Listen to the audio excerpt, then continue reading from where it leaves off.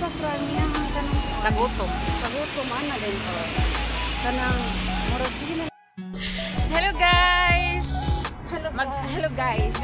Guys, mag-ano kami, walking kami kahit init pa ni Nebila. Ato kami sa park. See you!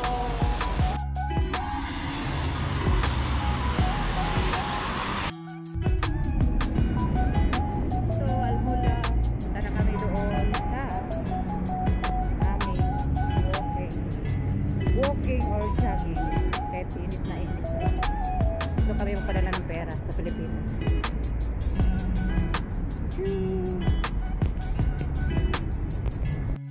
Okay, yan. So, yan. Labang. Bago ko naligo niya. Naghagad man si Nebila nga.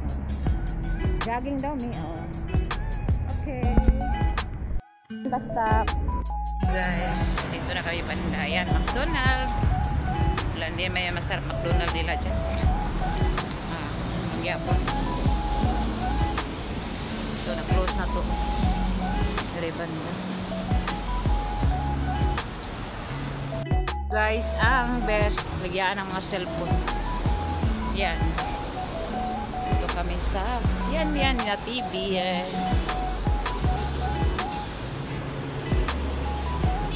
si Nebila. Yan, malapit na kami sa aming walking Ito mga sa aga naman nila nag-open dito. Chandelier. Mga chandelier. Hello. Malapit na kami sa park guys.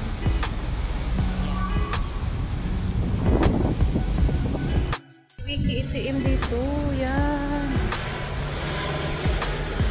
Mayroong ibiki. Yan ang Hawali Park. Yan ang Hawali Park.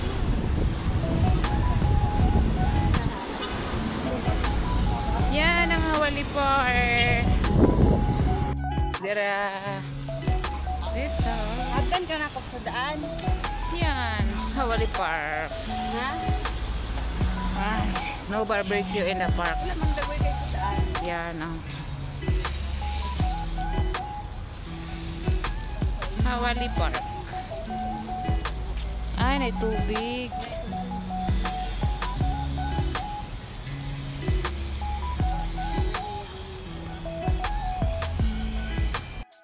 Di off man in town. Mura gayang gusto mo yung sayo-sayo. Oh, mga alas tayo. Sa putarag nag-walking namin. Tapos alas 9 p.m. Dito kami guys sa park. Kasi today is Sunday. Kailangan ma-refresh ang mga kaproblemahan na mo. Hindi ko na anak yun. Kay kami mga OFW, daghaming problema nga amo ang buwan. Kana bang iantos, pero syempre laban lang yapon kay para sa atong pamilya, di ba day Bila? Yan karelate po na siya sa problema na siya. Sugod na ta. Sige na.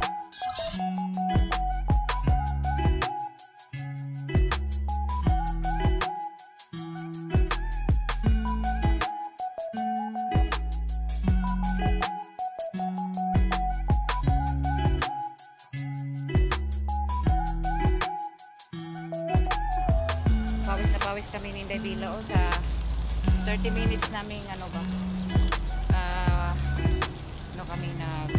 dito kami matabay exercise sa plaza kasi malawak dito.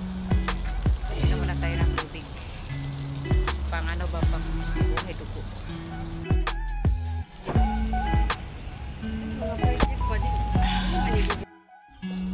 Si Nebila di ba? Klaro kayo.